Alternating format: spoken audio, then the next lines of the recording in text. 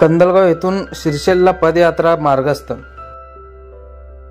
गेल्या 8 वर्षापासून कंदलगाव येथून मल्लिकार्जुन देवाची कावड घेऊन भाविक पदयात्रा मंडळाचे संस्थापक अध्यक्ष संजय पोद्दार व अध्यक्ष इरण्णा स्वामी यांच्या नेतृत्वाखाली शिरसेलला पायी चालत जातात। या पदयात्रेचा शुभारंभ शुक्रवारी सरपंच कडते यांच्या हस्ते श्री केदारेश्वर देवास व मल्लिकार्जुन देवाच्या कावडास नारळ वाढून करण्यात आला। या पदयात्रेत कंदलगाव, येळेगाव, औराद, संजवाड, निंबर्गी, विंचूर, सिंदखेड, बंकलगी, कुमटगी सह कर्नाटक राज्यातील अनेक भाविक सहभागी होतात।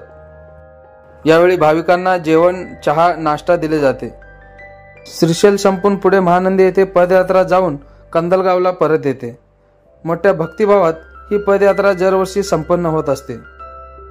यावेळी संजय पोद्दार, अमृत वाकळे, सोमनाथ जोकारे, सुरेखा पांढरे, पदयात्रा मंडळाचे अध्यक्ष इरण्णा स्वामी, आनंदराव कोल्हे, गणेश पोद्दार, धनेश कडते, सोमनाथ जोकारे, महादेव पाटील, अमर सहदेव पाटील, शिवशंकर स्वप्ने, पप्पू दिवटे, गणपती कुंभार, उमेश गुरव, सोमनाथ पाटील, राम कुंभार, मुत्या कुंभार, अण्णाराव वाघमारे यांच्यासह ग्रामस्थ उपस्थित होते।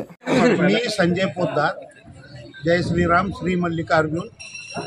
सालाबादाप्रमाणे कंदलगाव ते श्रीशैल पदयात्रा सर्वसाधारण 23 दिवसांचा हा प्रवास आहे।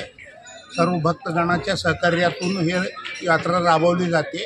हे चालू वर्षाला 8 वर्षे पूर्ण झालेले आहे।